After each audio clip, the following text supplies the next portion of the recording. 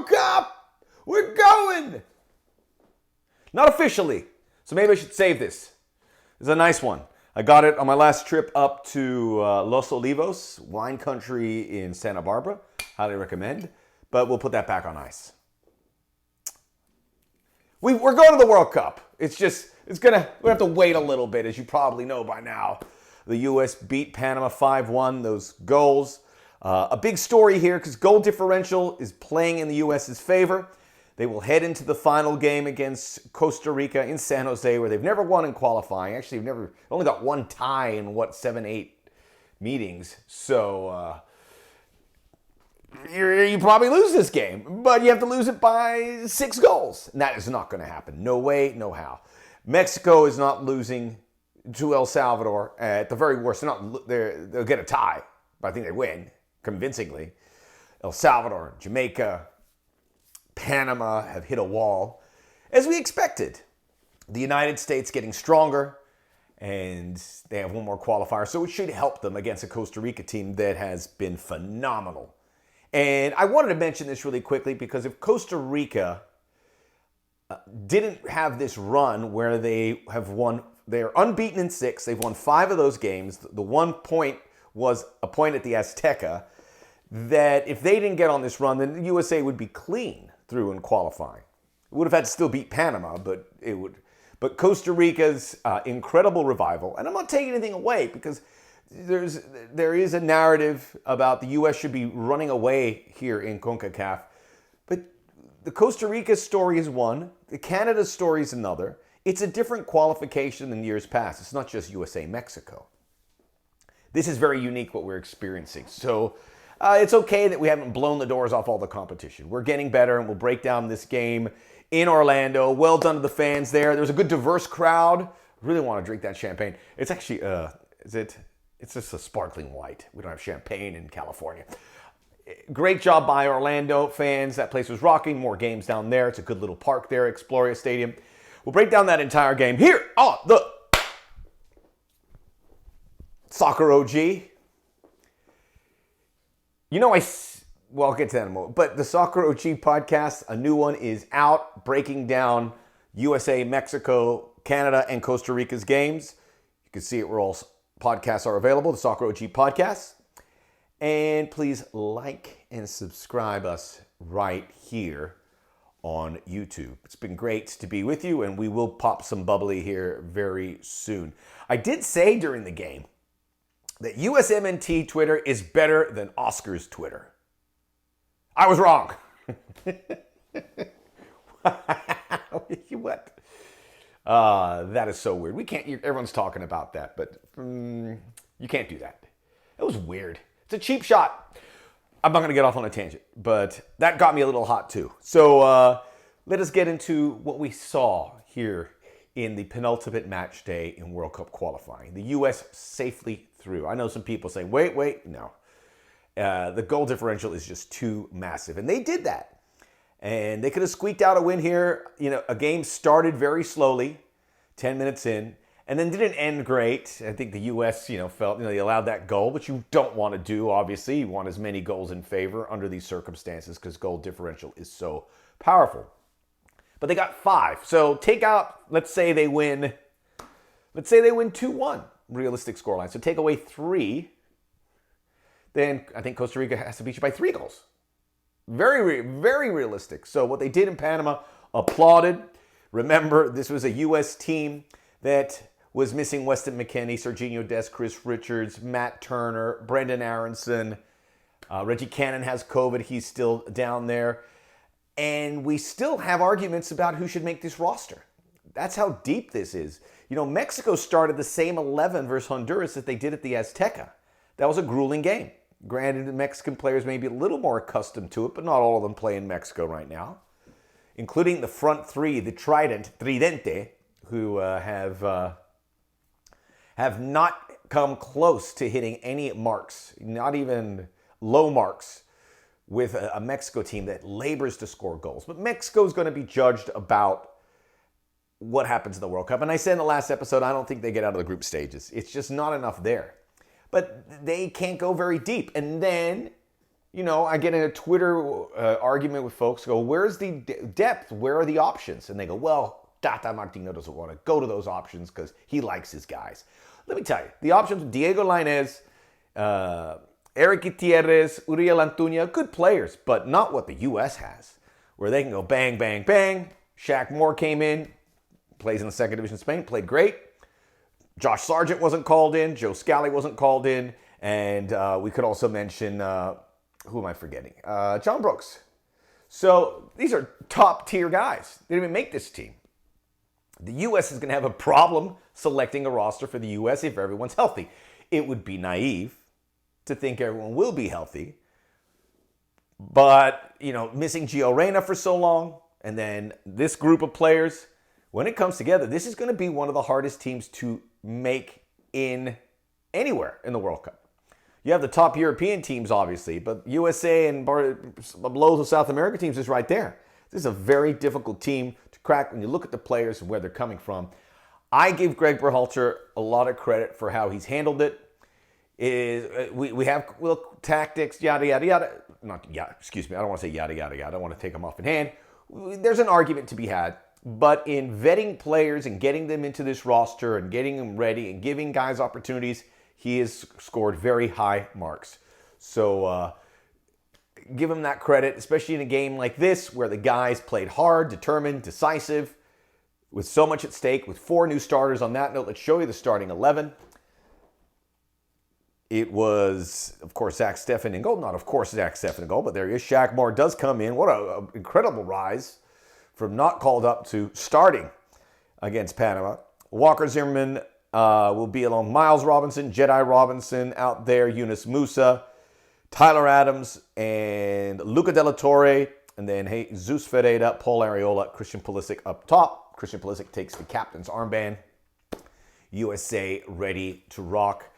As we touched on, a very slow start, but then the switch got flipped, and this team was flying. Paul Arriola, let's start with him because he had a great goal there and much maligned. And I just want to point it out, when you're on Twitter, you're arguing about the inclusion of Paul Arriola, and people say he's had 1 goal in 6 games. He's not been an idle. So I just look at that Jamaica game. He started a couple games, and he's taken his chances. Not great in the Panama road game. No one was. He could do a lot. He was one of the better performers in this game. Scored the goal, had an assist, was pushing, winning free kicks. We got to be careful because they hear this. And now he's attached to that, and that's our guy. And we got to support him. And for those of you who, at different tiers, don't like the MLS-based players, but this was very heavily MLS when you look at Ferreira scoring and Arriola scoring. Whether you don't think guys over a certain age should be on this team, it's looking like you're going to get your way. There's not going to be a lot of those MLS campaigners here. The young core players has been brought into this roster by Greg Berhalter, where it is going to reach a point when the World Cup is announced. It's going to be the dream group that so many people would like to see. The talented European-based group. Not much you can do with some positions with MLS players. I know it's not black and white as that, but there's a need. Paul Arriola and Jesus Ferreira. Jesus Ferreira is not going to be an MLS player much longer. I mean, his price tag is going through the roof with what he can do. There is a spot for these guys. Paul Arriola, I don't know if he makes the final World Cup roster. I would imagine there's a spot for him. Did a great job. And let's remember that, and let's be positive as a collective, guys. And I know once the game starts, we're all on board. But just remember that. Ferreira, after Pepe Pifak at the Azteca, did really nothing. He was stretching the field time and time again. I love what he is able to do. Everything we say about this game, I want to reiterate that it was a Panama team that was on fumes. And, their last game where they dropped the points to Honduras, which basically knocked them out. They knew this was probably untenable. But that's why you bring in Jesus Ferreira. I think Jesus Ferreira is the number 1 in the pecking order for that number 9, even though he's not a traditional number 9, but gets the goal, involved in so much they did here. And he had that hat trick with FC Dallas. FC Dallas Academy shining through again. Arriola and Ferreira. You look at Reggie Cannon, Weston McKennie, the list goes on. It's a very, we're very appreciative for that FC Dallas Academy now that this World Cup ticket is in our grasp. Yeah! Woohoo! Not yet, not yet. Christian Pulisic, a hat trick, and he should be the man of the match, right? 2 of them were penalties. He wasn't my man of the match. But being the final goal was truly special, and the guys that went 90 minutes, again, the 4 changes to the lineup, so the guys that went 90 minutes, and Pulisic did get to step aside in the 71st minute, full allotment of subs used by Greg Berhalter, but it's just another important benchmark for him to get this international hat trick. He had a good window. He's had a good window, and he probably gets a rest. Anthony Robinson, guys like that. Anthony Robinson was my man of the match. Is maybe not getting those 90 minutes. It's worked out pretty well. You're going to get the suspended players back. And now you have Christian Pulisic. I don't think he starts this game against Costa Rica, but you keep him there because they put a heavy toll on his shoulders, and I think he's handled it exceptionally well. Still not perfect where you want it to be, where he kind of looks like the Chelsea player, but man, he can certainly deliver. Anthony Robinson was my man of the match. The book on Anthony Robinson was he couldn't cross a ball. Well, he's learned how to cross a ball. It would always hit the first defender or get overcooked. He was 2 assists. The Pulisic hat trick was 1, and that great ball for Areola. He was constantly moving up there. He went another 90 minutes. Perfect. A perfect game for Anthony. Well, he had 1 mistake, which I tweeted about, which could have led to a goal. And a really weird moment with Zach Steffen, where he kind of pulled something, but he was okay.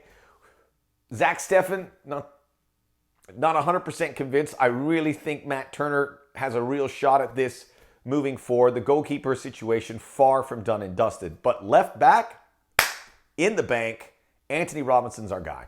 Got to be consistent with the crosses, but he was everywhere. In everything positive the USA did, there you would see Jedi.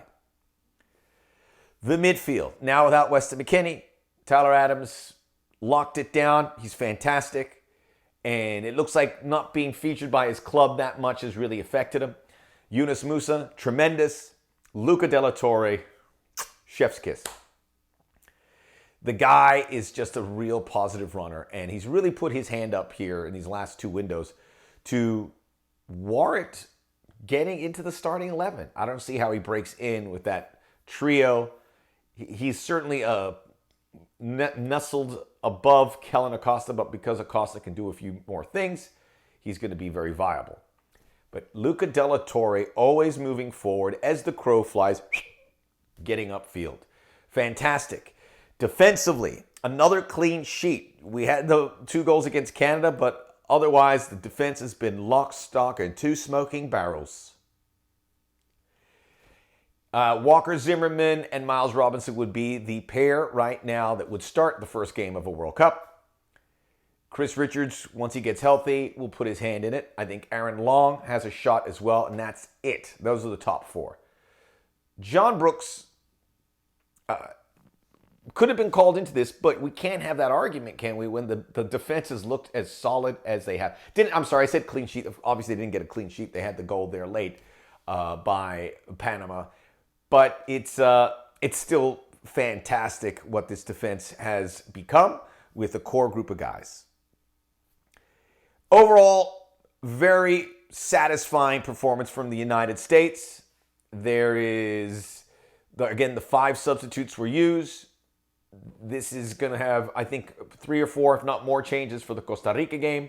You can be a little nervous, but the job is certainly done. It was done here in Orlando. 4th place from CONCACAF will face New Zealand or the Solomon Islands. I want to see the Solomon Islands in the World Cup, but obviously it's going to end right there. And now the United States, Canada's in. USA and Mexico await. It's only going to fall to who finishes 4th. In all likelihood, it's Costa Rica. My vision is that all 4 of these teams play in the World Cup. When you talk about the best confederations on the planet, obviously UEFA's one. sheer numbers, but they have the best teams. CONMEBOL is 2. CONCACAF is really pushing for being a solid 3, ahead of Africa, Asia, and Oceania, obviously. Look, if you can get 2 teams in the round of 16 in Qatar, possible. Maybe 3, a bit of a stretch. 2026, you'll probably get 3. Look, if you have 4 teams, maybe get 4. Let's say 2, and then every one of the CONCACAF teams has a good participation. By the way, Africa, I don't know if you're seeing what's going on over there, but North Africa looks like they're going to get 4 teams in the Morocco, Tunisia, Algeria, and Egypt. Thankfully, they're not playing those Africa teams because there's going to be some good second-place teams. But CONCACAF, with this low membership of really competitive teams, has a case to being the 3rd best confederation. We'll find out in Qatar. I'm very excited. We're going to pop some champagne after Wednesday's game. Join me here. Check out the Soccer OG podcast, where all podcasts are available. Sleep well. We haven't done it yet. We're getting there. We're almost there. The U.S. going back to the World Cup to sweep away all those bad memories and demons from 2017. And this was the World Cup they had to make to bridge the gap to never miss a World Cup again and to host it in 2026. Step number 1 to changing this sport in this country forever. We'll see you very soon.